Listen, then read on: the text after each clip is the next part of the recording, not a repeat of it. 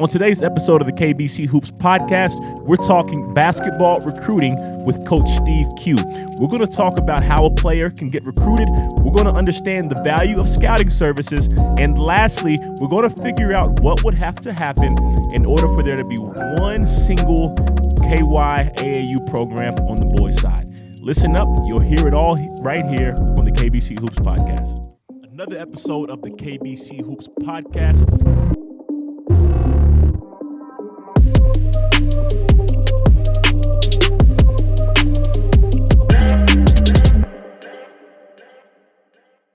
Welcome back to another episode of the KBC Hoops Podcast. Marcellus Barksdale, co-host as always, Tom Bauer. Today we've got none other than Coach Q, Steve Q. Thanks so much for joining the show with us today. We're going to talk about recruiting, basketball, travel basketball, whatever it is. Coach Q, we got to dive into your credentials just real quick. It's a quick snapshot of your basketball journey. Sure. What can you share with us today? Well, I've coached every level from middle school all the way up to being a GA at Georgetown College. National champions, by the way, right? Right, yeah. Reigning and defending. No tournament this year.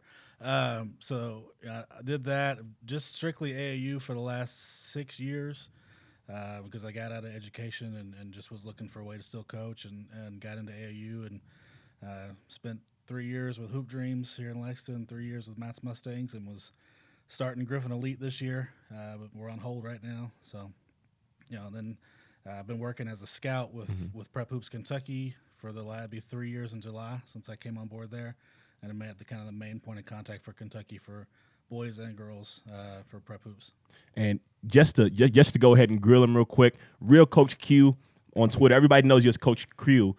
Whenever somebody tries to pronounce your last name, Quattrocchi, whatever it is. Can we go ahead and get in that right now? My favorite is Quattrocchi. Yeah, Quattrocchi. Whatever. Quattrocchi. That's a Ellis Miles. Yeah. Shout out my guy. Quattrocchi is the most common one I get. It's Quattrocchi is the actual accurate pronunciation. Everybody just calls me Q. All my siblings get called Q, whether they like it or not. It's a fun name, but also kind of a curse in a way because nobody can ever pronounce anything correctly. But. Yeah. Hey, jump into that Georgetown College experience that you had as a GA over there because did you win a national championship over there? No. Okay. This was back. it's been almost a decade ago now. But we won the Mid-South in the regular season, lost the championship game to Cumberland's. And then went to the national tournament, lost in the first round. Kind of upset. We were a top higher seed and lost.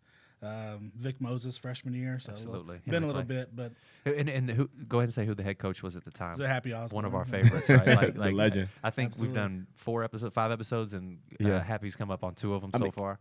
Keeping it real, if you don't have a Happy Osborne story, that pretty much says enough about you in Kentucky basketball. Kentucky basketball. Exactly. People don't realize it, but he is. And just diving into it, as we look at the landscape of basketball right now, and of course you mentioned, everything getting geared up for another travel basketball season. Your first season with Griffin Elite 17U, just with the uncertainty of everything going on now, what has that kind of done to, your guys, or how do you kind of combat that as a travel basketball coach? It's tough right now. We have a roster with 0 combined offers, 1 through 9. So it's a lot of just trying to promote through social media, using the contacts that I've got. Here's this film. I told all the kids, look, you need to go in and make a highlight tape. Y'all are sitting at home, you're not going to school. Get on your huddles and make a tape, send it to me, put it out. Pick out your 3 best games, have those available. We can send them to coaches, and it's really just working a lot of connections more than anything because. We can't get them in the gym in front of anybody. This live period's already canceled for the spring, and so it's really just trying to network and put names out there for kids that are off the radar in a lot of cases. Okay.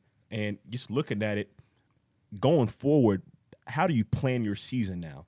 Of course, we know that the live period is being canceled and everything, and, wanting to send out these tapes to college coaches, different services.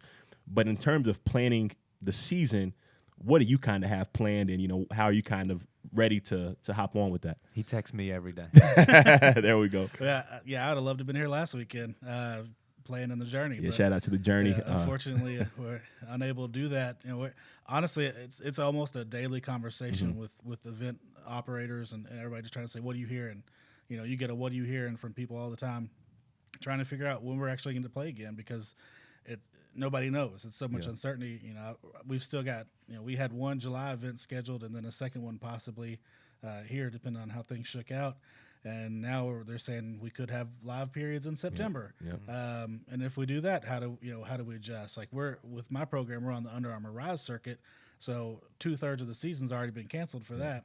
And they're just telling us to wait and see, plan for your season to start July 9th and at their finals and just in a holding pattern. So it's really like, somebody told me they thought we might start on Memorial Day weekend, possibly have some regional tournaments or something. So I'm sitting there going, where can I go Memorial Day? What's feasible for us to do that, because we're all just sitting around. We got to practice before anything starts. We can't just show everybody's gonna be out of shape. It's just gonna be it's gonna be ugly basketball whenever we do get back out there. And right now I'm really just kind of hoping we get a chance to get back out there.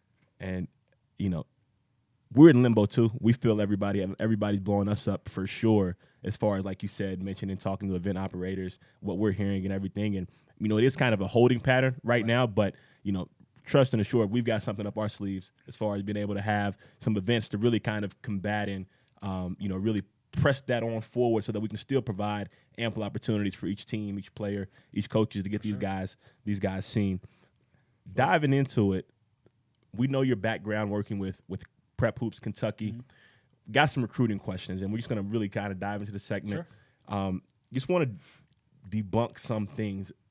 First thing that all players are really wanting to know, get some information. Everybody wants to be recruited. Right. How does a player know that they're even being recruited? A lot of it, you get stuff through the mail when you're, because a lot of people don't realize you can't be contacted from an NCAA school until the summer before your junior year, June 15th.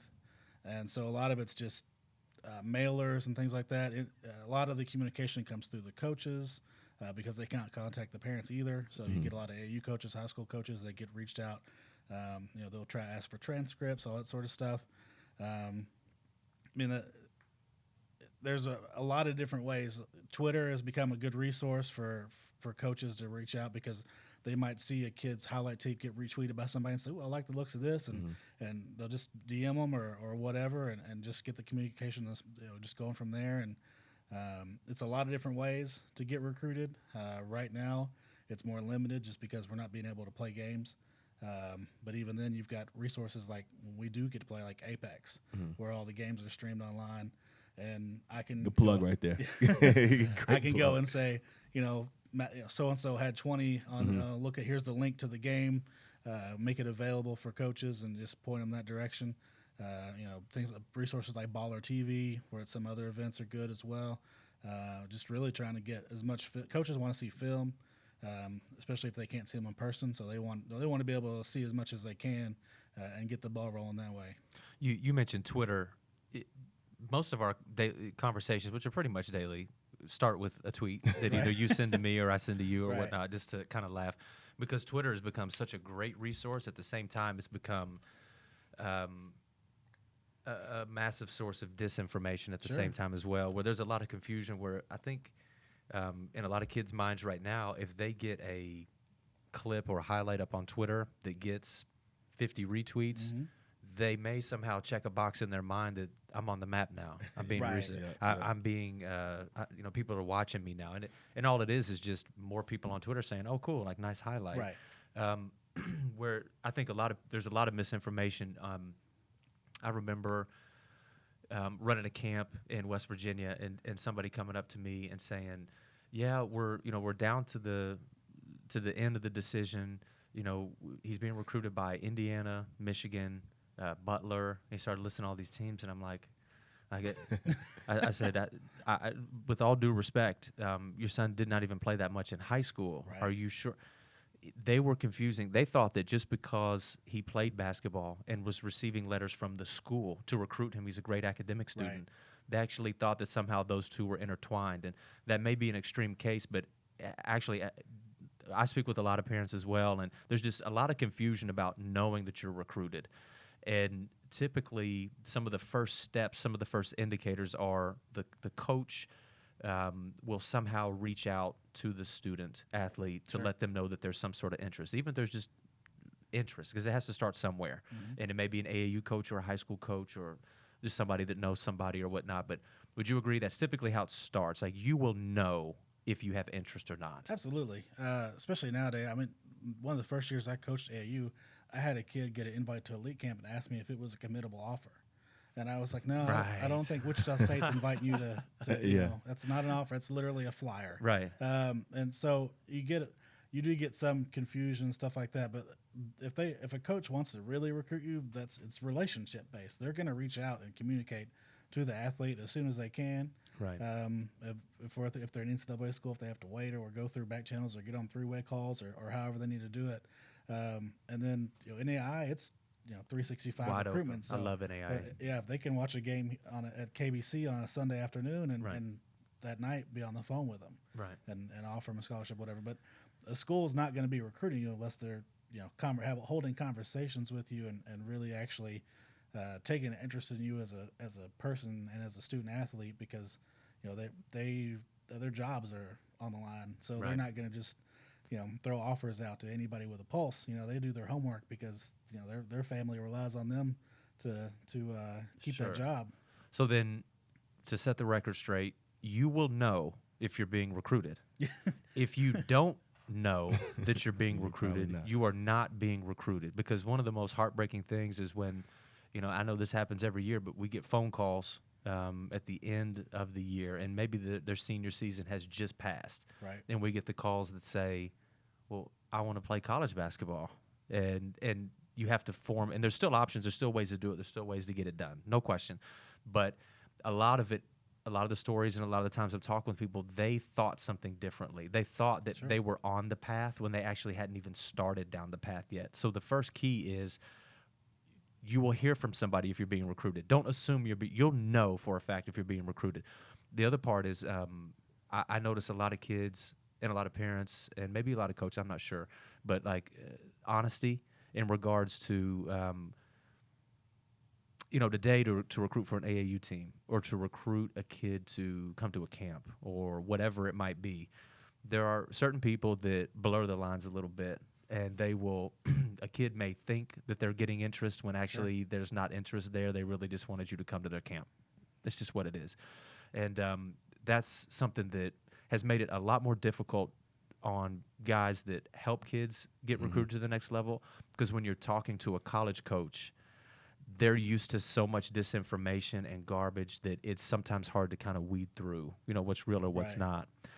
But we will establish step one is you'll know if you'll hear from somebody. But then the next thing to that is, well, what if you're not hearing from anybody? Right. What do we do at that point? And you and I started to have a great conversation yesterday about you have kids that should be recruited and they don't make it, and then you have kids that aren't being recruited that should be recruited, and we have all different types of stories. And whose fault is it? Is it the people around them? Is it the kid's fault? There's different things like that. But in regards to the second step on how do I get recruited, there's certain boxes you have to check, right? Right. And what are some of those boxes? I mean, you've got to be academically eligible to play first and foremost. Okay. There's so many standards and it's a sliding scale now with NCAA and NAI. You've got to meet certain factors. And junior college is if you're you're just barely if you can't get out, if you're barely getting out of high school alive, and that's your only option. Junior college is a good option for people with academic problems. JUCO is a good option for everybody. Absolutely. But as far as if you don't have the academics, that might be your only option. But you've got to put yourself also in a position to get recruited, whether it be through playing on a high level AAU team. Having a good high school season and really being able to show that you can compete at that level, whatever level that may be. Everybody wants to go Division I. Not everybody can play Division I. Sure. So a lot of guys just have to realize that there are levels to recruitment too. So if I want to go D1, I need to do this, that, and the other thing. academically and character wise, coaches aren't going to take chances on kids that are just have a reputation for being trouble. It's so competitive. The recruiting world is so competitive, and when a coach is looking at their big board, I'm sure you've been in the coaches have in their offices, 2020, 2021, 2022, and they're ranking the kids that they want to go after. And when you start to look, obviously 2020 is upon us now, so that list gets short. The further out you get, maybe kids that are freshmen or sophomores, mainly sophomores, the list may be a little bit longer, but over time you see that list gets smaller all the time.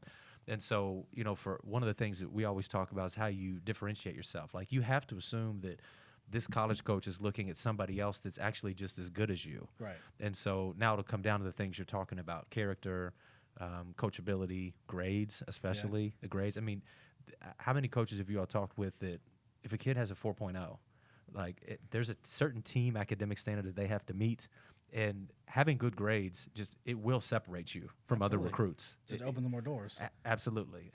And and then a lot of times it may actually be a little bit easier if you're a baller to get on a Division I team or a team just in general. If you go to, there's a whole Ivy League. Right. There's a whole league, and it's competitive basketball, but it's competitive basketball amongst kids that make the best grades too. And so absolutely. We can get in there but so first step is recognizing that you are or are not being recruited. The second step is becoming a recruitable athlete at that point and trying to check these boxes. But the third step, and this is where it gets gray area, is how do I get seen? How do I actually get out there? And you have all different types of mechanisms in regards to tournaments, camps, rankings through different scouts. You have all different types of ways to actually get out there. But you and I also know that there's a lot of opportunities that may be marketed well, but the people that are putting on the event or whatever it might be have absolutely no connections whatsoever. Right. But the marketing looks great, and their social media may have a lot of follows and retweets or posts or whatever it might be. So on the surface, it looks like I'm going to an event that can really help me. Yep. But what are some of the ways with you and your guys that you differentiate the events that you go to where you're making sure, because we're going to get into your track record of kids here soon, but what are some of the events that you go to, and what do you look for in events to know that you're at the right place? So, for me, statewide stuff, strictly KBC, that's not, trying to be a brown nose or anything. It's just that's where the best competition is for us. Places like an event like the Journey last year where we played Team Thad on Court 1 against a team full of Division I guys. Yeah. And, that's a film that's available for me to send a coach and say, hey, look, he's, this kid's getting 20 against Division I guys.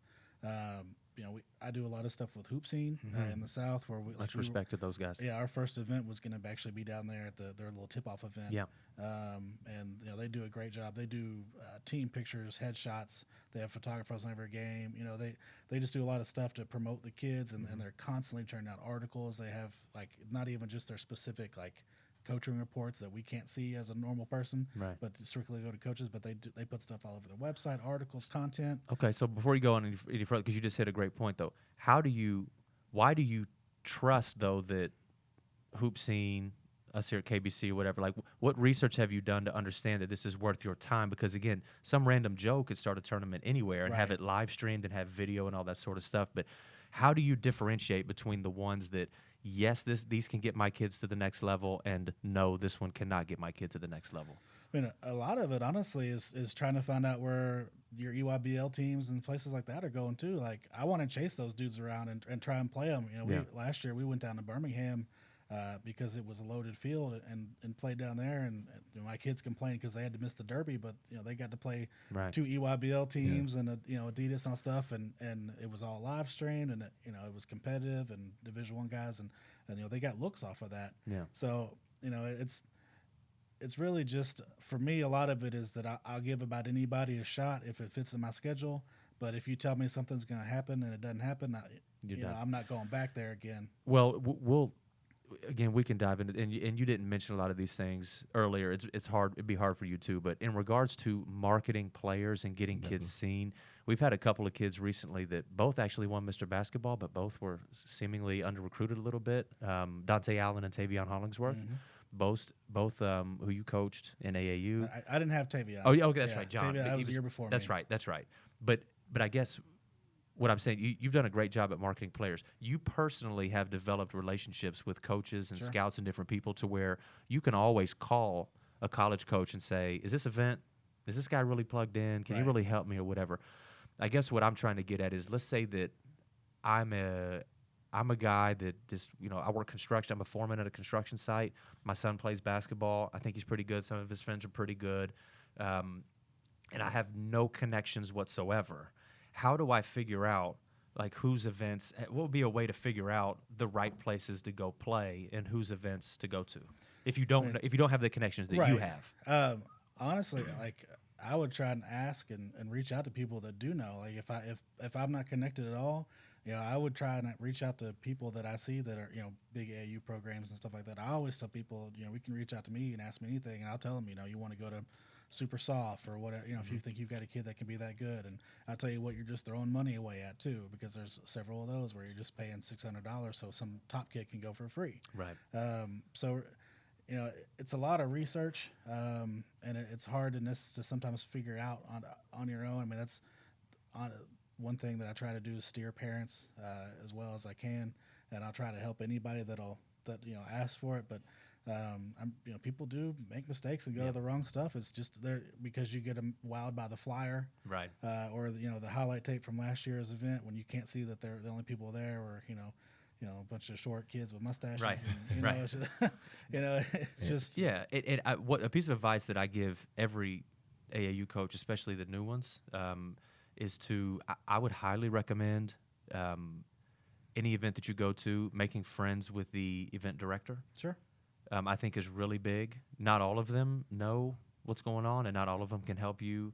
But you'd be surprised. I bet if you took 5 event operators, that 1 out of those 5 would be able to steer you in the right direction. Sure. Most likely 3 to 4, maybe all 5, because depending on what type of event you're going to, and that's another important thing is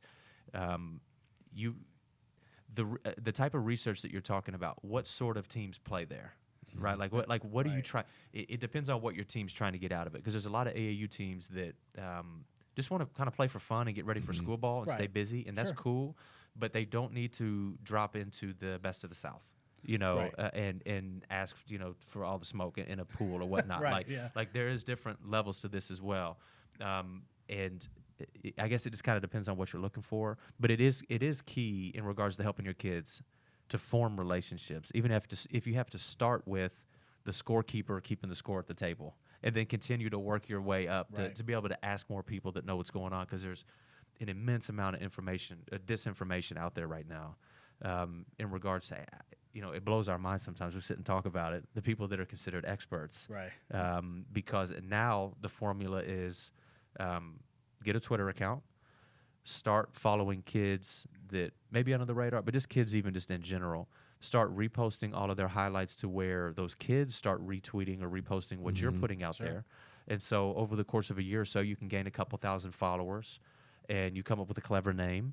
And at that point, now you're somehow an expert. Right. But yet there's no expertise behind it at all. Fake clout. That's it. That's it. It's fake clout. And so I'm by no means saying that that's everybody at all. But nationally, for geeks like you and I that just follow this probably too closely, but we're just passionate about it, we see it often. And you do have to worry about that. I tell everybody, we start off the show with credentials. Ask them their credentials, then follow up on it. Like actually see if what they're saying is true, because you'd be shocked at the not you, but people would be shocked at the amount of people that apparently coached and played college basketball that just for whatever reason it just doesn't show up anywhere on the internet that you did any of that stuff. But it's a huge part of the recruiting cycle and everything that's going on right now. And the one thing I would say to young coaches, like young AAU coaches, just be as nice as possible to everybody, and that will get you a long way. So that hey man, I met you at KBC.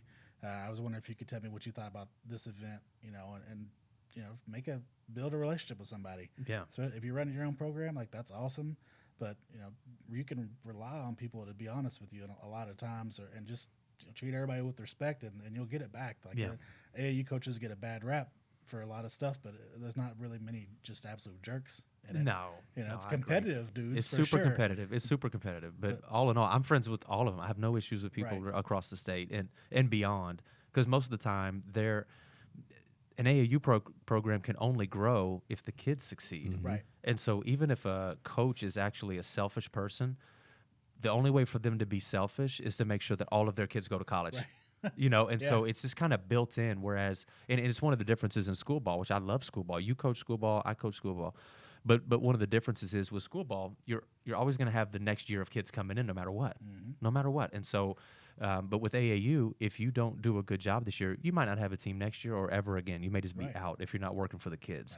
Absolutely. And so, yes, AAU is completely the Wild West, but I'm in love with it because it's very, I guess, capitalistic in regards to the strong survive. Are you out here working for the kids? Are you really getting them where they need to go? And there's different levels to it. There's programs that cater to higher level players that want to achieve the highest, all the way down to there's players that are super proud and love the fact that all of their kids go D3 or NAI or whatever. None of that even matters to me as long as you're just helping those kids move forward. But it's a real important dynamic to what's going on. And just to dive in, that leads us to another good segue. Again, we started out with credentials, just kind of on the surface level. Now we're going to get a chance to really dive into it. And one of the things that we both respect you for immensely is you always show up. And we talk about how to get recruited, how to do these things. For these young players out there, get connected with good guys, good people. Ask some questions along the way, but there is something to be said for a guy who always shows up. So, I know we'll run into each other, or if I see an event, a tweet, information, or anything, you're never too far behind.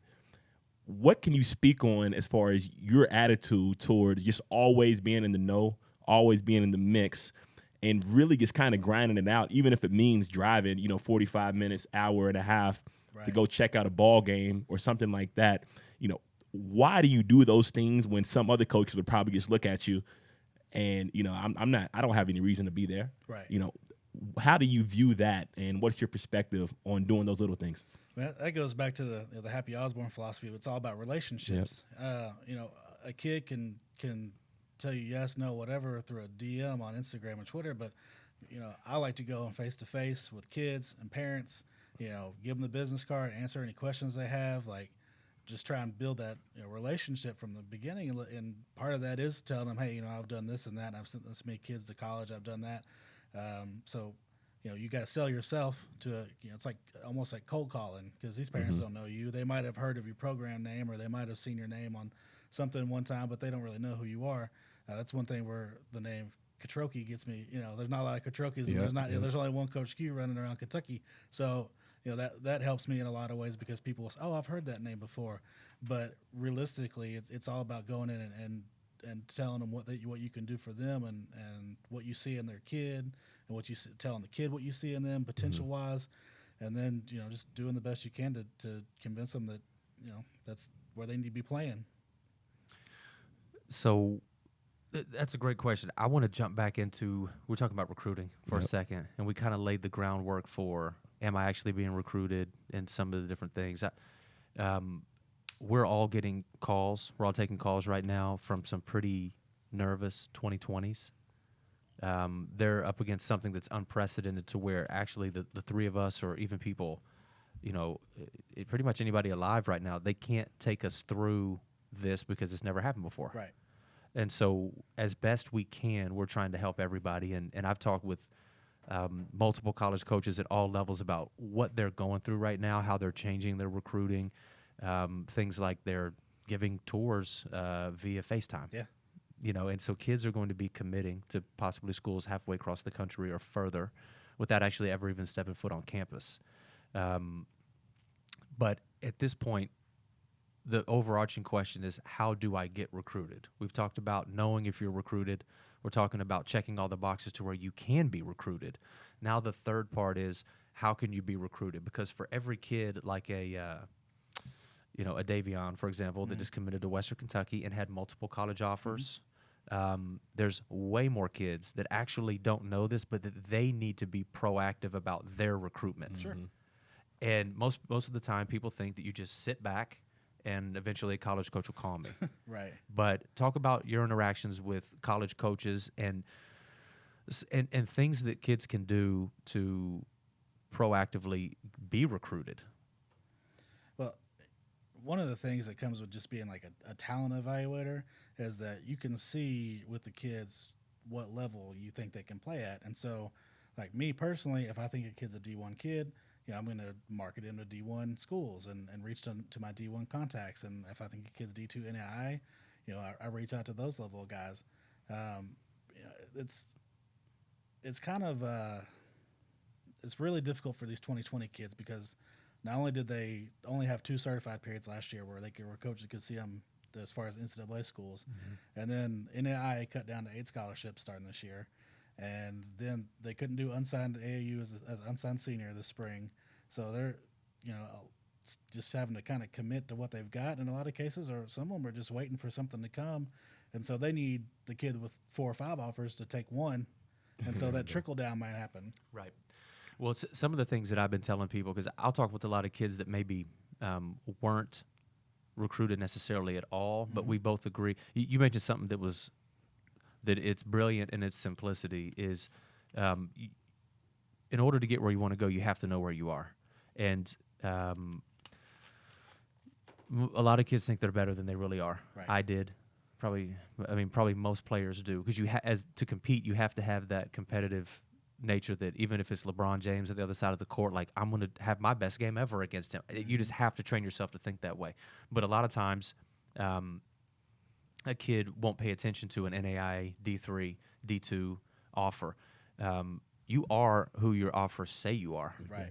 Okay, and we cannot forget that. You are, and if you have no interest and college coaches aren't, it doesn't mean that you're not good enough to do it, but it means you have some work that you have to do. Sure. And so some of the things that, the first thing that I would recommend that kids, and especially parents as well, who think their kids hung the moon, which I have 3, I understand that, but be real with what level you really are probably going to go play.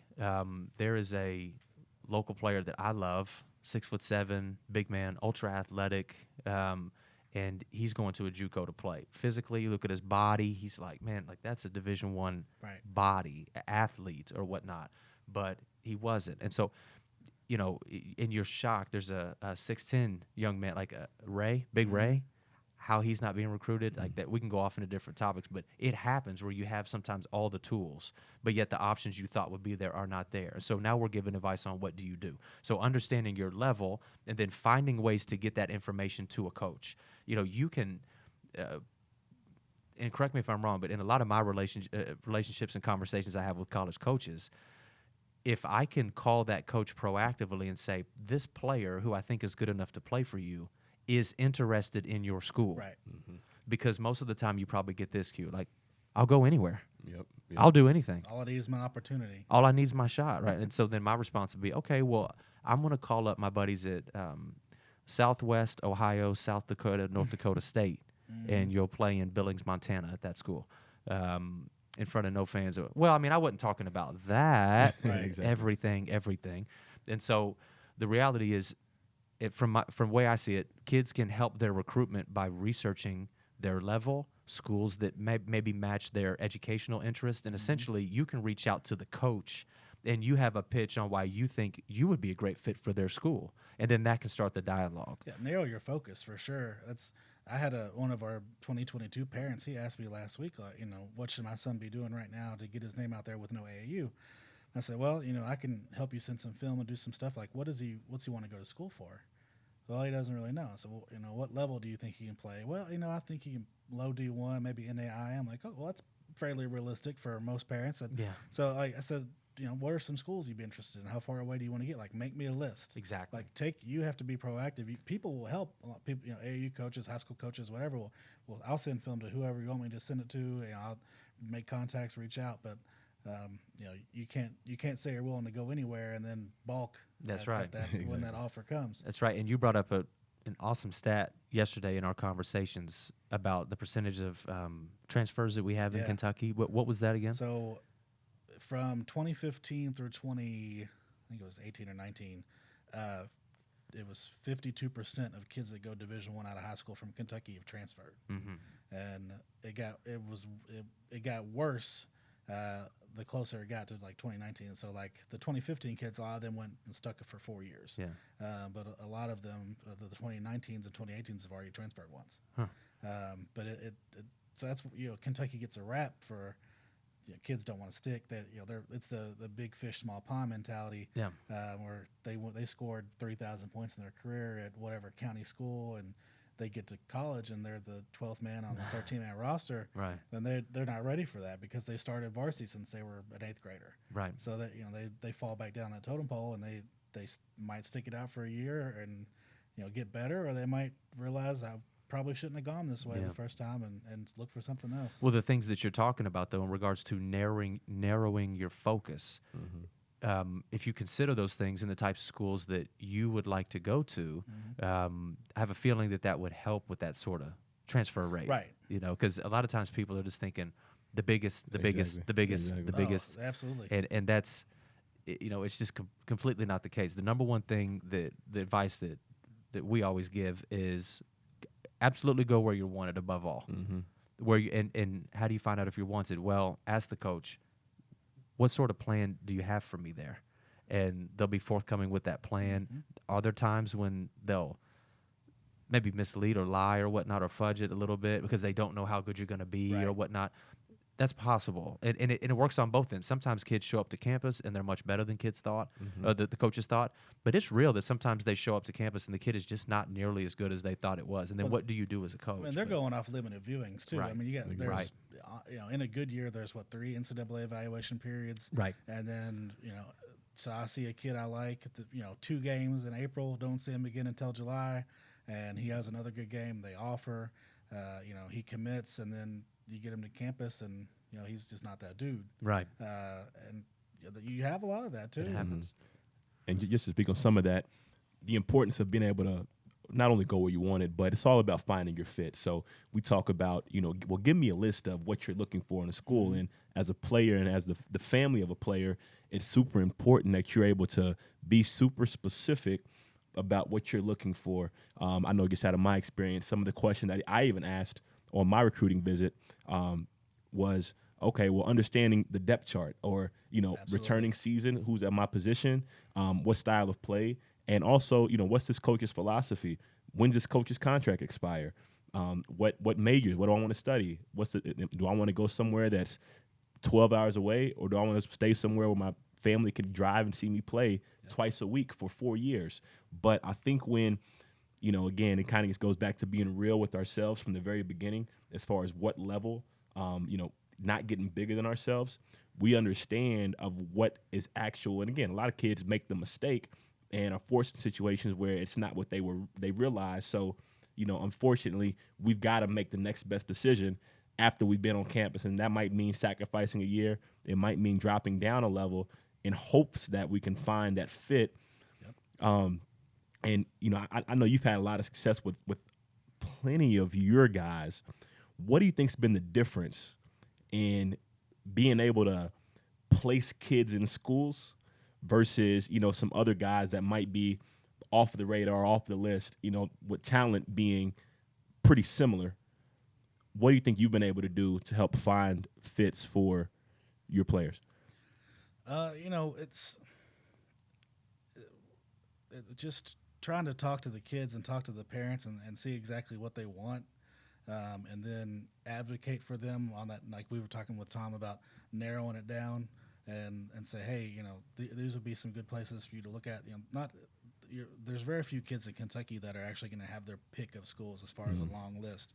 And so the more narrowed your focus can be, the better off you're going to be. And then as far as kids who necessarily aren't getting advocated for and stuff like that, I mean, unfortunately, that's part of it. I don't really have a good answer for that because, I've seen kids that I have seen play that I think are Division I kids, and I'll tell a Division I coach if I see a kid like that I love. Like, there's a 2020 kid right now that's unsigned that I've wanted to coach him for 3 years, but he lived too far away. He couldn't come to practice or do anything. So, but I'll tell coaches all the time, like, you need to get on this kid.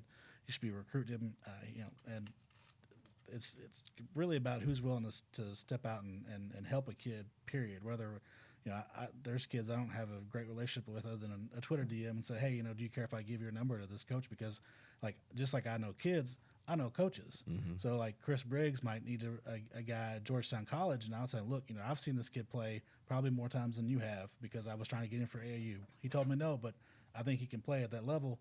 Like, here's his number. Like, reach out to him. And it's just, network of coaches just trying to help kids. And if everybody's really in it to help kids, then a lot of that takes care of itself, because I get a lot of dudes asking me, like, tell me about so-and-so, what's going on with him, or because people know me as a Kentucky guy, they'll ask me about some kid like a Dre Boyd at Warren Central. I never coached Dre. I coached against him a couple of times, and tell me about him. Like, well, what I've seen, he can do this, that, and the other, and just be honest with people. Tell can he play at our level? Yes or no? Well, Marcel, is it one of the things that you're talking about too in regards to people advocating? That's one route, is you relying on other people to advocate. But a lot of this is like just old school want to. Exactly. Sure. Okay, so if I'm doing all my due diligence and I'm not being recruited by anybody, and this speaks specifically, this can probably speak a lot to the 2020 situation right now. The way kids want it to be is I sit back, I'm playing 2K, my phone's blowing up with text message after text message from college coaches, and I just interact with them, and then one day I pick which one I want. There's maybe 100 kids in the country that happens to. Okay, like maybe. So in regards to 2020 and what's happening right now, some of my thoughts are, how bad do you want it? Absolutely, how bad do you want it? So if I'm in a position where I have no offers at this point, not even necessarily opportunities to play, with some of the things that we're talking about right now, I'm building a resume for myself in regards to here's why I'm a recruitable athlete. Here are my grades. Here are my extracurricular activities. Oh, yeah, by the way, I'm in the beta club. I'm in this. I serve here. I do this. And you just build up this long resume. You attach game film. A highlight film is fantastic, Q, but come on, what's the next question? Yeah. Exactly. Give me 3 full games. 3 full games. I need the games. And so so I'm building my resume on paper. I have all my documents ready in regards to my transcripts. I have my ACT scores ready and able to be sent.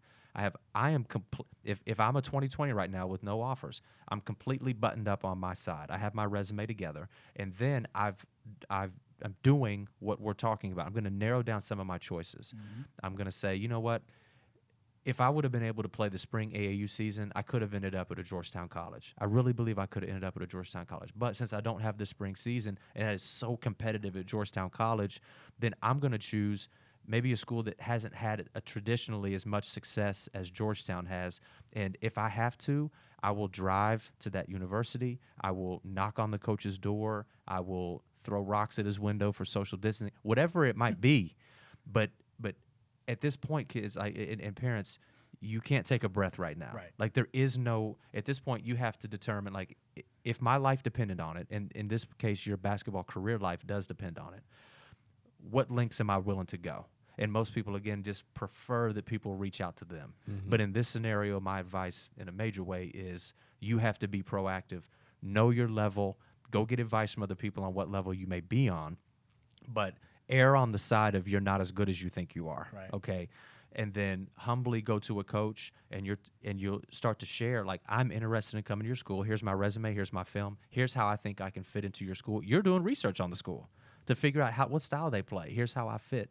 But if I'm a 2020 right now, it's unfortunate that you have to go through all these links that you maybe didn't have to in the past. But that's the reality now. And so my advice is leave no stone unturned and take control of this yourself and proactively reach out, but you be prepared. I'll tell you what won't work is if you're the coach and I call you and I say, hey, coach, I want to come play for you.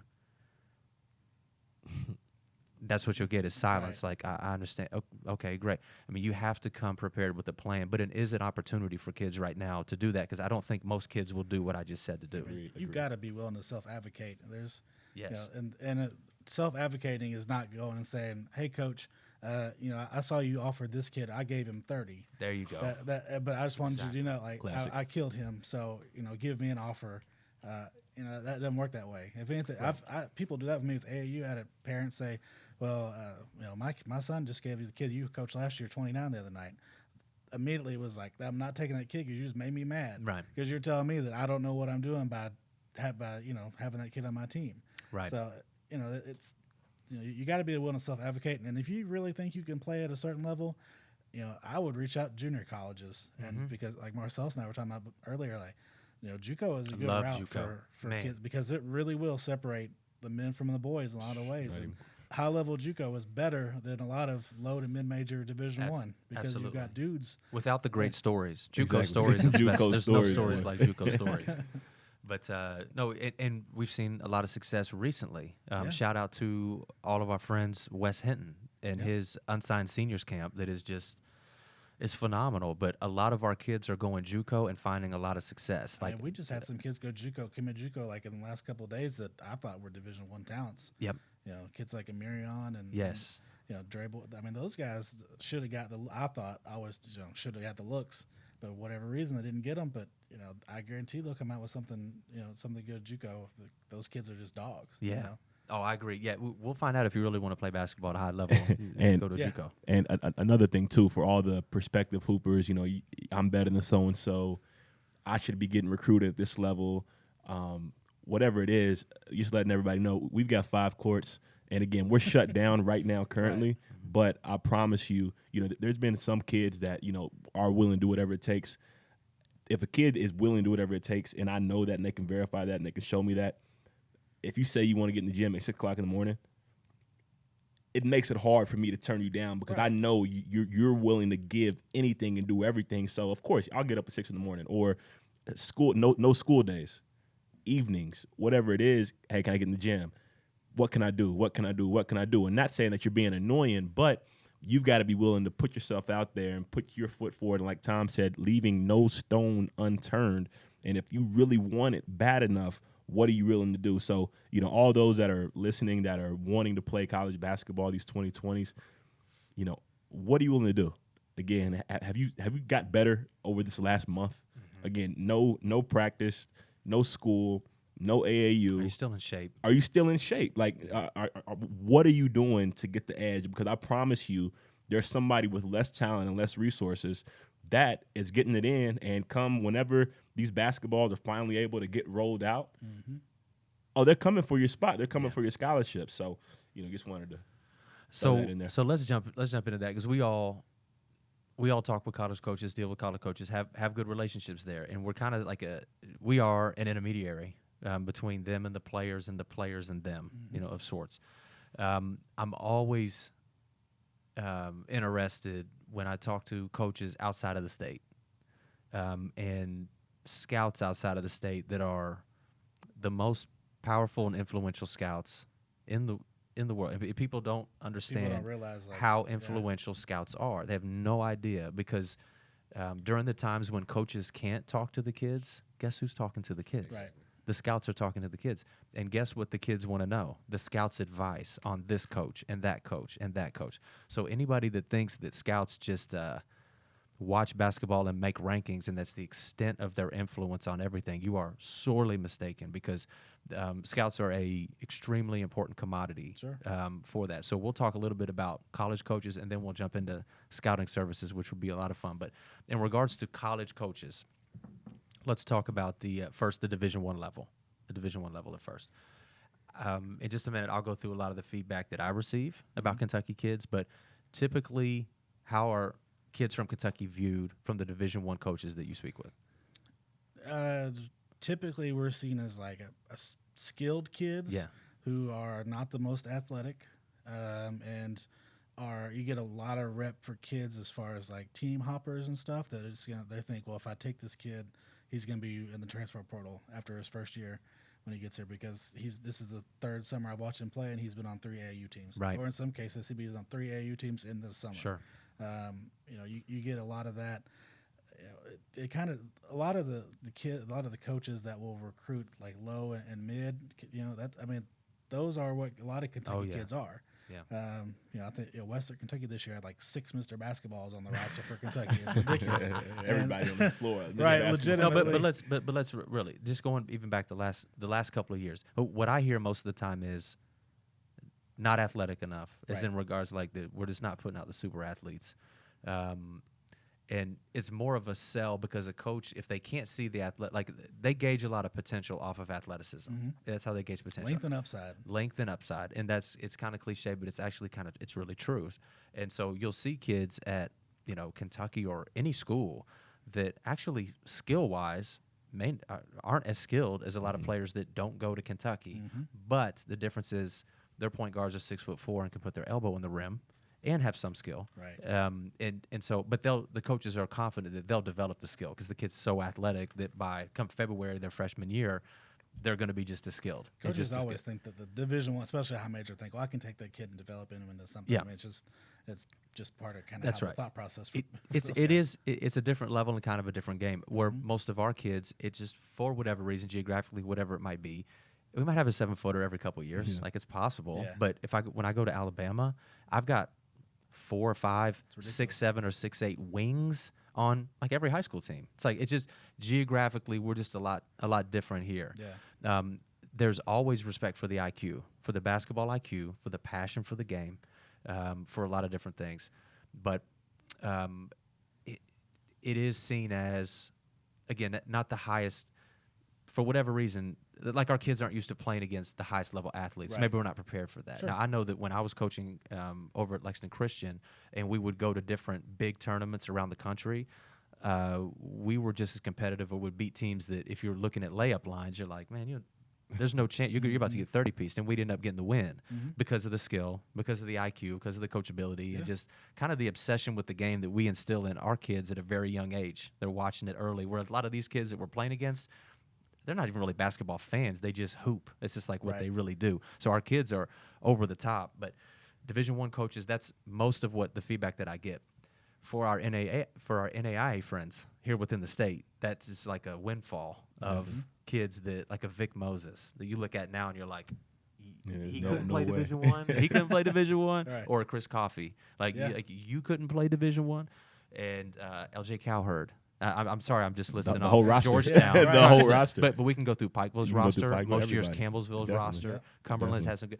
Like there Union. Union. Yeah. So National champs a couple years ago. so Shout out to them. Kentucky. So whenever I'm talking to coaches, they always say the same thing. Like I just don't know if he's athletic enough. But I always point to, first of all, our NAIA programs and how they're powerhouses. And every coach knows that the top NAIA and D2 programs is equivalent to mid-major to low-major Division I basketball. Absolutely. Okay, it's the same. And so that is a selling point for our kids. But just these perceptions, kind of drive me crazy a little bit sometimes. Sometimes it seems like a kid's got to go down the lane and one hand dunk on somebody to get some respect, because otherwise he's a shooter. Yes. Because he hits some shots. But then perfect example. I was at an elite camp, Adam Kunkel, that's at Belmont. I was at elite camp at Wright State a couple summers ago, and he drove the lane and punched all over kid, and they offered him in the next 5 minutes because before that they thought he was just a shooter. Yeah. And and he gets an offer, and he ends up 15, 20 offers by the time it's all said and done, and Kentucky's full of low and mid D1 kids like that. I agree. And we don't have a ton of David Johnsons and Dante Allens, but we've got a whole lot of like Isaiah Kozar and mid-major level kids that need a little bit of development, but they've got everything there. They just got to put it together and are 4-year college players. Yeah, you look at recently Tavion Hollingsworth, right? One that was a major sleeper, Carter Hendrickson. Mm-hmm. Oh man, what he's big doing time in North slipper. Florida. But it's kind of the same thing. Can they handle physical play? Are they athletic enough? Especially like a Tavion, where his athleticism is so sneaky. He is like a fine wine. Like you got to be able to understand the different tastes and flavors of the wine to really appreciate his game. But it's our kids also go out and succeed, at the same time. Absolutely. Like they succeed at a high level. Sometimes though, it's a matter of the fit. Like there's the right fit. Carter went to the right fit. Carter went exactly to the right fit. Tavion went to the right fit. I agree. I think Kyle Rode is going. He's at the Kyle right fit Rode, right now. He's a 4-year star. There's Michael Moreno, obviously. Right. These are all just recent, but we could actually go through class after class after class, and you can kind of tell the kids that went to the right fit, and some of the kids you're like, that's probably 52% transfer rate. Maybe you reach there. Perfect example. I had Trey Moses. Back my very first Hoop Dreams team. He was a 2015 kid. His dad, after like 2 tournaments, he said, could you reach out to some schools for me? I was like, okay, sure. I said, what are they? And he said, Cincinnati, Louisville, Indiana, Kentucky. Nice. And I was like, I'll send some emails, see if I get a response. Yeah. And, we're just Trey ends up with a dozen offers. He goes to Ball State, Awesome. breaks the record for. Shout out to Ball State. Yeah, most games played there, and loved it. Now he's playing pro overseas on a second contract. And, it's just, people just kind of realize the level. It's a lot of talk about fit. We're talking about recruiting, but that's really the biggest thing. kids that go mid-major, you're not going to have a lot of those kids that are go mid-major and that were really, should have been in Kentucky. You just don't have a lot of that. Well, watch, I love hearing Marcellus and Chris and Kevin and a bunch of guys that are around here talk about their experiences playing basketball around the world. Mm-hmm. It's not like there's a ton of Kentucky players, playing overseas Right. or something like that. And maybe that's a bad example, but because with Cal, the Kentucky players are going pro. But you see so many NAIA, low D1, D2 guys that are just studs overseas, but they got their confidence because it was a great fit. Yeah. And they got to go into a role. Yeah, and they get multiple contracts to get paid to play basketball. Absolutely. And expenses covered, and they're just, for example, Trey, he's not even touching his money. His parents have got it set up in an account where he can't get to it. They basically put him on an allowance, and everything's paid for by his team for his room and board. So he's That's just great. living in Australia. He made great choices. Yeah.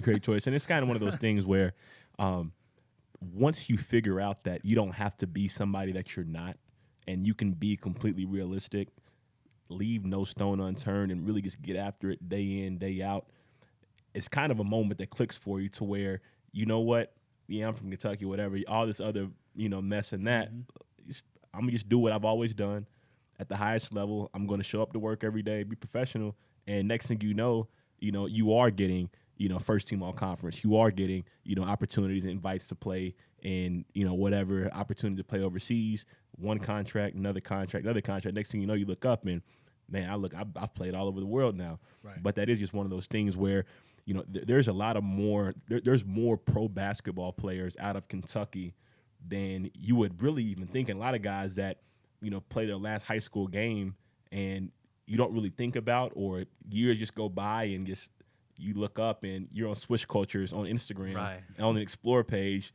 You're like, hold up, that's the kid that went to second school from the state tournament. That's him? He's still balling? Oh, that's crazy. But, just a huge shout out to all those guys, and, really been blessed and fortunate for us as a facility and just as people to be involved in basketball across all levels. And now, you're getting a chance to be ingrained in that as well, too. So, all the young hoopers, man, if you want to get involved in this whole basketball thing, whatever it is, you've got good resources right under your nose. Definitely. Now it's just a matter of doing that extra effort and really, reaching out. So there's a couple things I want to get into here. All right. We talk about the perception of the state of Kentucky. Mm-hmm. I will tell you this point blank, and I've told this to several people, powerful, influential individuals, that the way scouts view our state, the way that a lot of college coaches view our state is also just almost behind, a step or two behind other places. And I think that when you go to Alabama or Georgia, Florida, the Northeast, you have so many great athletes that it's worth a coach's time to pop in on a high school game. Yep. The airports are more readily available to get to different places. And so, unfortunately, Kentucky kids have fewer opportunities because if you're playing in, Raceland, I guess you could fly into Huntington, West Virginia, fly into Lexington. If you're playing in Pikeville, it's going to be an hour and a half, 2 hour drive through the mountains to get to you. Yeah. And this is not just there. It's in Lexington. It's everywhere. Like, are you playing against other college players? When you're in that game, or am I watching you play against kids? Like, how do I even really evaluate you? And so one of the things that I know you and I have always been fans of, because we've talked about this for years, are the different opportunities that players have throughout the basketball season in different states. Most everywhere, I see Imani Bates in a fall league last year. Yeah. I see the superstar phenom guard Mikey Williams out in California in fall leagues. Chris Livingston in fall leagues. They're actually, the top players are participating in fall leagues. Yeah, Indiana and Ohio have some form of fall league. Absolutely. And sometimes it's even with the school teams. Sure. The school teams get together and do it in the fall as like a preseason thing. Mm-hmm. But it doesn't seem like that big of a deal, but it actually is a big deal because it's brought up to me in the way that we're perceived, and it actually does hold our players back. And that's facts. Whether anybody in positions of power want to agree with that or disagree, I'm not lying. It's actually the way it is. And these people would gladly also speak with these people in power to share what is out there, because it's not, it's not even debatable. Is that the feedback that you hear? We missed out on a lot of opportunities, even with the certified. Like, for example, they started the high school certified periods last year. at the end of June. You know, back-to-back weekends. Well, the second weekend that they had a certified pair where coaches can be out, it's a dead period. Right. So not a single Kentucky kid gets evaluated during that 3-day span. I mean, but the week before there were, I think, like 80 coaches, I want to say, that came through the doors. It was just at Collins. Collins was the only place that held it, and they had just cut tons of coaches in there. And, you know, like Howard Fleming got his first Division I offers that weekend off a high school summer game. So I've just never heard a good reason as to why we have those things in place. And talking with other states, high school coaches, AAU coaches from the other different states, I've never heard them complain about a fall league. Right. And what also kind of hurts, we're obviously basketball specific. The rules in Kentucky seemingly only apply to basketball players, where football and baseball guys can do different things throughout the season as well. And so all those things add up to a perception of Kentucky that actually makes it harder for our kids to get out there and be recruited. And, that just kind of is what it is at that point. Yeah, our, for example, last August we had a Prep Hoops Top 250 camp in Louisville. Yeah. And it was the first time they tried to do a camp in Kentucky because Prep Hoops wouldn't even bring stuff here because they said the rules are so weird. Like, they don't want to have to do it in the middle of July AAU. So they did the camp. Like, we had 60 kids, but we invited several hundred, but they couldn't do it because school started for some of them. And then once school starts, you can't do anything. Well, I would do camps that in Alabama and West Virginia, North Carolina, and different areas in the fall when I was working with Nathan Conley in Court 14.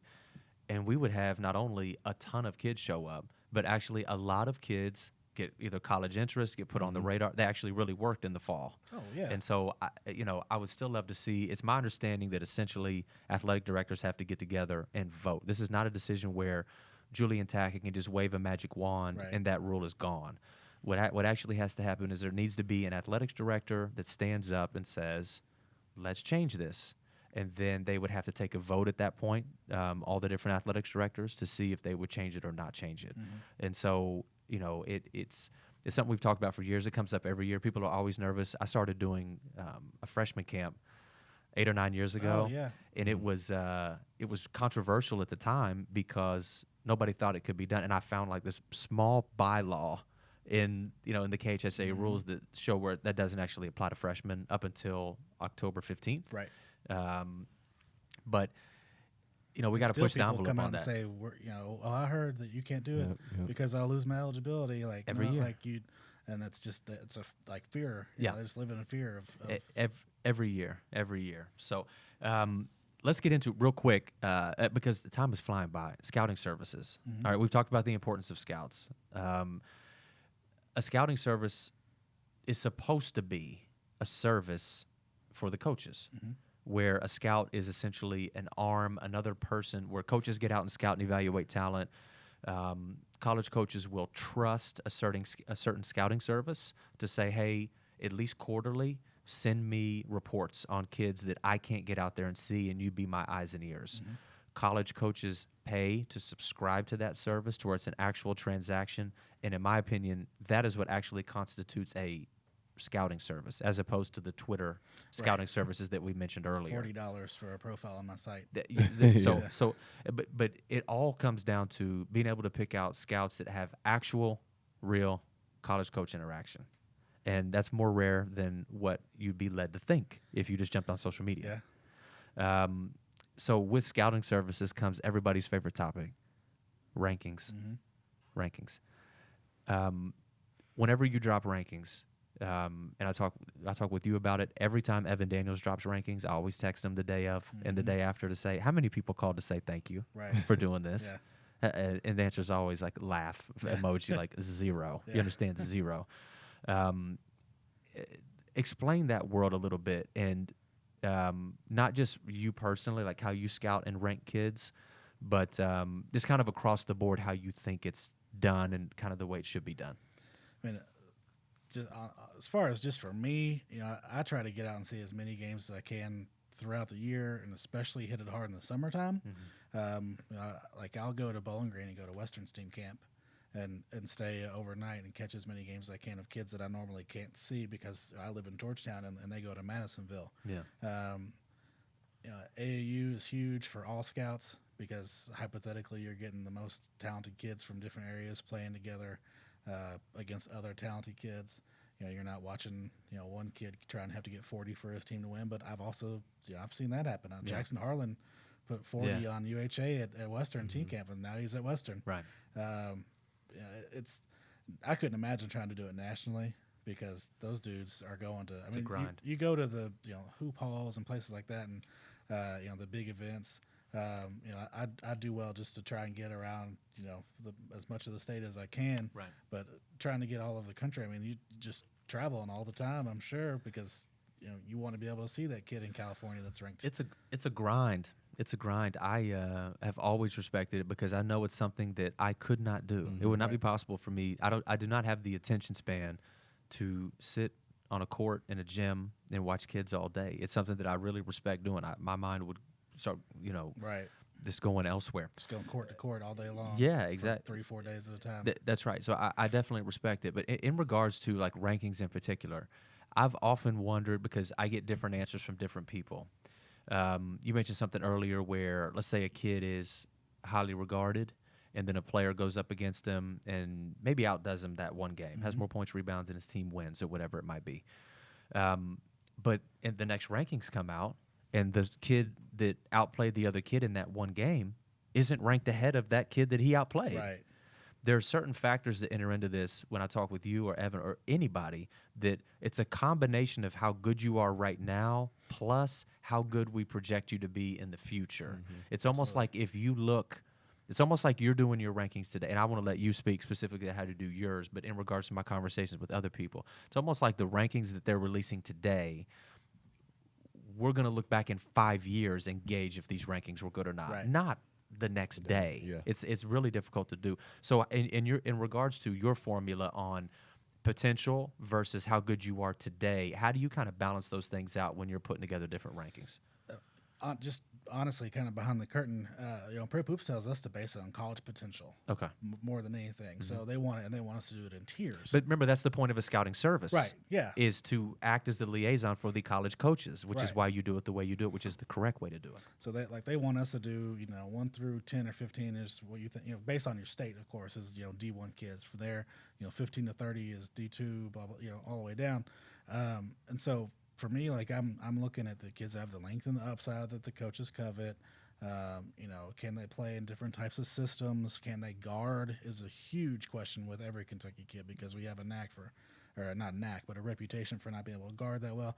So you're looking at things like lateral athleticism as opposed to being able to go up and tear the rim off. You want to be having a kid that can score on multiple levels. Is he just a catch and shoot guy? The biggest thing offensively is, can you create your own offense? And that's Well, how much does things like size play into it? Let's just be positional honest. size especially. Positional So size. like if you're 6'3", and you're playing the post in high school, like that's you're not really a college prospect. Like it's 6'3", you're a 1 or a 2. So even if I'm 6'3", I play the post, and my team is winning in whatever region I'm in or whatnot, you're saying it's going to be difficult to crack any rankings because you're doing this again for college coaches. Right. And you would have to at that point say, I think that this will be the first 6'3" post player that we've had since 1926 to be able to make it to the NBA. Right. So because a lot of the things that I get, people take it personally. Like they take your rankings or any other rankings so personally that people that have never met you dislike you. Oh yeah. Because I get DMs all the time. Yeah, because you had their kid ranked 15th instead of 12th. Right. And it can. People think I'm exaggerating. It can be more petty than that. Number 2 instead of number 1. Oh yeah. And so I've always appreciated rankings in the regard of the person doing them. Like you just better put your armor on as soon as you're out because you're only going to make one person happy, and typically the person that's ranked number 1, it's like not that big a deal to them anyway. So there's no gratification from anybody anywhere in regards to releasing the rankings. But people need to understand that this is based on college potential. It's based on college potential, and what they're gauging you on, Steve, and in your rankings is, well, how did these play out over time? And then over time you can get more college customers, and you can build your influence based off that. But it's actually, and this is something that you and I keep referencing that. we talk about a lot of things, okay? But when it comes to rankings, what I always hate to see is if Marcellus is ranked ahead of me, my dad gets on social media and doesn't actually go about it the right way. What they should do is they need to make Marcellus look like he's about to play in the NBA because he's ranked ahead of me. Right. But what we tend to do and what's natural is we'll get on and start bashing the kid. Yep.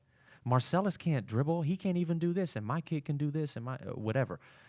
What we all need to understand is that if all we're doing is just tearing down the kids ranked ahead of our kid, It was hurting your kid. it hurts your Right. kid. Like if I say I'm ranked number 30 in the state of Kentucky, then you better believe that the most healthy way to do this is, and these 29 kids ahead of me are the 29 best players in the country, so that when I put up 20 on number 11, the number 11th ranked player next time, I've built him up. Right. To say this is a big deal that I scored 20. But people don't realize if you knock number 5 on the list and you say he's terrible and he's garbage, and then you have 20 and he has 17, well, it's like you just made yourself look bad. Right. If he's garbage and you should have had 40, you should have dominated him. It shouldn't even been a game. But talk about some of those interactions that you have with parents, coaches, players, all that sort of thing. I mean, I get everything from, well, my kid is better than, like my son's number 3, he's better than number 2 and number 1. And that they might say something like, they'll say it kind of cynically, like, well, this guy, blah, blah, blah. And they'll finish with, but it's just fuel to the fire. Like, you drag me. I love and then, fuel to the fire. And It's then add the garbage. fuel to the fire at Right, the end. right. We're just going to work harder. It's always the we parent. Like they're out there working out with the kid. It's always we, like they're going to go room with them at college and stuff. Yeah. And then, you get some people that are just appreciative of being ranked, or they'll straight up ask you, like, what can I do to move? What can I do to move up? Or why did I fall? You Right. get kids that we had kids that are top 2, top 3 that fall to 11 and 12. The I've next seen time. further drops. Right, Yeah. absolutely. And it's like, what changed? Well, the potential only gets you so far. Right. Because at some point you got to produce. Right. And that's long athletic is great, but if you go out and shoot 12% from 3, Yeah. you're not a 2 guard, so you're a 6'4" what? Yeah. So it's you get positives and negatives. Honestly, you get high school coaches that'll say, I think my player should be ranked in the top 50, which is that's a That's respectful respectful. thing. Yes, Yeah. it is. Yes, And it is. I just and they'll say then they always say, I appreciate everything you do, which that's always nice because like it's a lot of time and effort and do all Exactly. that stuff. Right. But then you get some stuff like on the girls' side last week. I got one that was like, I can't believe she was ranked this low. We got D1 coaches texting every night, blah blah blah blah blah. Like, how do you come up with these rankings? So I sent her a link to an article from like a year ago. It tells exactly how the rankings are come up with. She's just, oh well, that explains it all. Thanks. I'm like, okay. And then I'm getting D1 looks. Just got like an NAI offer the other day, and I'm Right. like D1, like it can't be D1. Well, what about this, though? What about this? What about the fact that you rank kids that you coach? Okay, yeah. like if there's one topic that I hear Hot about the take. most from other people, it's going to be Coach Q ranks the kids that are playing for him Right. higher than other kids. Sure. Meanwhile, have you ever tried to coach against Matt Cromer? Have you ever tried to coach against Right. Davion? Have you ever tried to coach against Marcellusville? I just listed 3 kids that are going to play Division I next Right. year. Yeah. And that's not including a lot of other very nice players that you had on your team. Well, But how do you balance that? Well, and people neglect too that Riley Bodner played for me for 2 years and is in the 40s. Nobody's rankings mentioned wise. that to me. Yeah, and is going to play. He's going to go to center and get a great education. Absolutely. And that it's easy to nitpick that stuff. And I mean, I do everything I can to not appear biased. I'm like self-conscious about putting. Well, too and many behind the kids scenes, I'm going to be honest, I call Steve out on it behind the scenes. We have conversations about it where I'm actually trying to figure out your thinking and your process to Right. say, is this legit or not?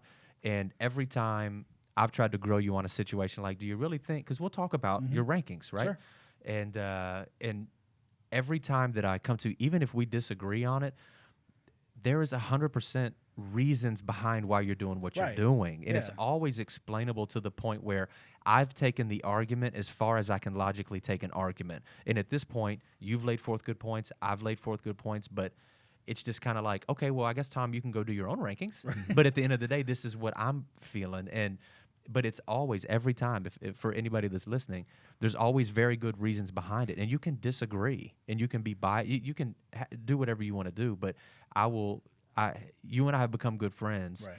because of the hard conversations that we've had about different topics. And every time you come out on the other side, and from my standpoint, I have a lot of respect for it and what you do. And that's a hard thing to do. I mean, it's got to be a hard thing to do. Well, I got accused not too long ago of I used raising the kid's ranking as a way to get him to leave that AAU team and come play for me. I was like, at no point was that in conversation. Like, always wrong. Or else, I mean, or else you'd have the top 10 kids every single year on your roster, exactly. No problem, all 10. If you look at, like, for example, our 2022 rankings, the highest ranked kid that's in my program is at number 9. And most of my kids are 20 and below. Sure. But it would also have to make it difficult for you before they get to your team. If you have a kid that you've ranked in the 30s, right? And then you're trying to recruit them now to come and play for it, and you're saying, you're good enough. I think you can play. Well, why do you only have me ranked number 30? People only look at it from the side of how it could possibly benefit you, but you only are going to have 8 to 10 players on your team. Right. And your rankings go deep. You rank a lot of kids. You're making way more kids mad than you are happy, if that's your logic, is what I'm saying. Right. Not intentionally, but I mean, if that is your logic, and you're cutting yourself off from so many future players if you're actually being that biased and using that against you. I had a kid that I was trying to get for AAU this year that whenever I was recruiting him and speaking to his parents, he flat asked me, like, why am I ranked this low? And I was like, well, I hadn't got to see you a lot. Like, now that I've seen you, I like you more. Like, and you're going to move up, whether you play for me or not. Yeah. But you just got to realize, like, I didn't get to see you play a whole lot. So I went off the one impression I had. Yeah. And now I've seen you 4 times. Like, I love your game. And so, it One never of the fails. other things people complain about Coach Q. I'm trying to say, I just get so many calls and texts. I'm sure. People don't like me when I beat them. I guess one of the things is, too, of course, the more you see a player, the more you're probably going to like a player, I guess you could say. Right.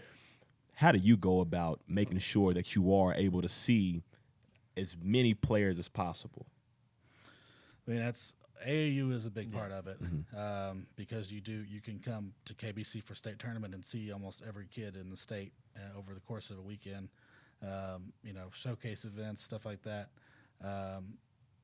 High school wise, you can only see 2 teams at a time, except during the summer, and then you might be able to see a couple over the course of a day. But I mean, really, it's just trying to get in the gym all the time. But there's so much to the state that I just can't get to in a reasonable drive time either. So I don't see a lot of those kids, but I might catch them at AAU, like at Kenny White, for example. Like I saw him play in high school twice before this year, but of course then they came to KOB and they were at the here in Lexington so I've seen that kid more, but I saw him more in AAU than I saw him in high school for the first couple of years. And you see that length and the upside and all that sort of stuff that we talk about. But really, it's just trying to get eyes on kids as often as you can, and especially like stuff like the KBC freshman event. Like a lot of that is the first time I've ever seen any of those kids, because I'm not wasting my time at middle school games. So like if it's an exposure event for freshmen, that's for James Jewell, for instance, like one of the top sophomores in the state. First time I saw him, he was putting dudes in the rim at a freshman camp, and I was like, okay, I need to know who this kid is, and make that name, and you just see kids. And the best thing parents can do is bring their kids to where those events are, because it's a whole lot easier for them to come to go head to head with those kids in their class than it is for me to get to Lyon County and catch a game. It's just that geographically doesn't work for everybody. Well, this is obviously, I mean, again, I feel like we're just kind of scratching the surface here. Definitely scratching the surface. This will have to be the first. What we'll need to do with this is put this out. And Q, before the podcast started, put out that he was coming on and had some people ask some questions. We already covered the 2020 kids, what you do if you're a 2020. One of the other ones were, why do players go outside of the state of Kentucky to play? And we'll hit some of these, and then we'll just wrap it up. And we actually have somebody sitting on this panel that fooled around with that a little bit. Yeah. And so we can have a little expert opinion here. But why do kids go outside of the state of Kentucky to play AAU? Both of you guys hit that, and then I'll wrap it up. Marcellus, go ahead. I guess the why would be just from, again, wanting to play your position, I guess you could say, and being able to get recruited, because, again, as we mentioned earlier, one of the knocks or, one of the reasons why coaches might have, some hesitancy or a stigma behind Kentucky basketball is just with the size of kids sometimes. it's hard to see guys playing in their natural position a lot of times. And, you know, you go to other states where you have ample size, where if you are a 6'6" kid, you know, you can actually play the 3 as opposed to playing the 4 or the 5. Sure. And then also, too, just kind of more of a centralized AAU feel as far as being able to get it done and get it done right. Not saying that there's plenty of programs in Kentucky that do it at a high level phenomenally, yourself being one of the best. But, you know, again, if team out of Indiana, team out of Ohio, or whatever it is calling and begging to play, you know, I don't care who you are, it's very difficult to turn down an EYBL opportunity. Oh, absolutely. And with, you know, no EYBL in Kentucky right now, I mean, if you're ultimately wanting to play against that top level of competition, that top circuit, with that being that one. So, you know, if you get an opportunity to do that, you know, it's kind of hard to pass up, in my opinion, in today's climate and things. Sure. Yeah, kind of echo when he said, like, the platform, we just don't have the highest level platform to offer in Kentucky as far, you know, there is no EYBL. You know, now that Adidas has gone to the 3SSB that's separate from the Gold, we don't have any of those. We don't have a UAA team. So if I'm a kid and I think I can play mid-major plus high major, and I can get a shot playing, you know, in the top 7 of the rotation for an EYBL team, I would just go do that. Yeah. You know, but that's sometimes too, like when you get to your 17U year, like, are you better off playing 30 minutes a game for Griffin Elite, or are you better off playing 12 minutes a game for Bradley Beal? Mm-hmm. So you have to weigh that as well, because the Under Armour Rise is not the EYBL, but the ball in your hands for the majority of the game when you're a point guard is you know, a better deal. You get a better sample size for those coaches to see. Yeah. So there's pros and cons to all of it. I mean, if there were just a dominant program in Kentucky, I think we would have an EYBL or a UAA or an Adidas 3SSB program without a doubt. We've got, I've always said we have the talent for it. That a lot of our problem is we have the egos that prevent that from coming together. Yeah. And it's not. Well, I want to be fair. So some of it is egos, but some of it is guys like yourself and guys at some of the other programs that have played on the higher or highest level circuits over the years, because we've had a lot of success and some very successful teams here nationally. Sure. It's kind of like, imagine getting 4 of the best Division I coaches together and saying, hey, all 4 of you guys come together and let's just do one program. Right, like it's not that simple. I mean, the egos. Yes, in the best world, it would be phenomenal if we could all come under one umbrella, find roles for everybody where everybody would be satisfied. Sure. But at some level, I understand why you or Ellis or Mays or any number of people would want to spearhead your own program, doing it your way, because you guys have had success doing it your way. And then when you open up the doors for other people, there's so many relationships that are involved. There's so many different. It gets very messy very quickly. Do I think it's possible? Absolutely. I think it's completely possible that we could come together under one banner. Well, it's not just the egos of the AAU coaches and directors either. I mean, you know, like for instance, last year, you know, once we get those coaches out at the games, I was getting some of those texts like, hey, you know, maybe can my kid get some more shots, or, you know, such and I mean, it's a lot. Yeah, and that's Agreed. Every program for sure, That's right. because everybody wants to have their chance to be showcased. That's right. And so, you know, the parents get as worried as, and you know, it's almost never the kids. Right. But the parents see that as a limited number of opportunities, which I understand that completely too. Yeah. But you know, only 5 can start and only 5 can finish, and so you got to figure out in that pecking order of your team. You know, maybe a kid wants to just go and get 30 a game. I'll throw some kind of behind the curtain things in my discussion, because I'm always an advocate for us having a program, a major program on a major circuit. Kentucky is also geographically in maybe the worst position for our state and the types of players that we produce in the country, and I mean that in the country. I think we have. I think we have 6 border states, if I'm not mistaken. 7 border states. Most in the country. Okay, so we have 7 border states, and each AAU team is allowed 3 border state players per age group. So if you think about it, that could be, all of our top players. You can go through the top 20 on our lists in any rankings, and all 20 of those kids would have opportunities to play on higher levels. So what actually the shoe companies themselves, when they view Kentucky, is why would we invest? Exactly. Why would I compete against my Indiana program or my Ohio program or Tennessee program or Virginia program? Why would I compete against that when traditionally year after year after year after year, Kentucky is not going to be strong enough? There's going to be certain gaps of maybe 3 or 4 year time when Kentucky can compete against anybody in the country. But overall, it's not the case. Right. And so it's better for us just to go in and poach these players here and put them on our other teams and just leave Kentucky where it's at. It's hard to even fault that logic when you put yourself in a Nike or an Adidas or an Under Armour shoes. It's really hard to fault that logic. I do think that there are some potential branding opportunities in regards to whatever team that would be. If it's Adidas, right now Kentucky's a Nike state mainly because of the University of Kentucky, and most people are University of Kentucky fans. And that's the way that the shoe companies will kind of view these things. But in regards to, if Adidas came in, it's like, hey, here's a 3 stripes deal. You guys can work this out like that. All the kids would want to play for an Adidas program on the Adidas circuit, and there's stuff to it. But we're between our geographic location, between our fall restrictions that we talked about, between the lack of just size that we have here, we need to be the best at what we're good at and just stay on that lane, because we produce great college basketball players, and per capita, man, I'm proud of Rajon Rondo and D'Angelo Russell and Shelvin Mack and the NBA guys that we put out.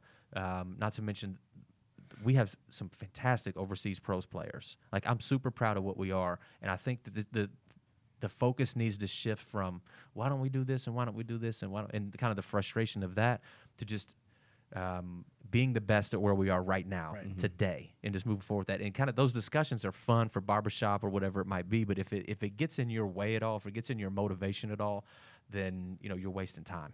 So I think why do I feel like there's so many things people complain to me about you? Like, it's typically just always. I think it's just so many individual rankings complaints is what it really comes down to, and the unbiased nature of the of conflict of interest that it's perceived that you may have. I think people also.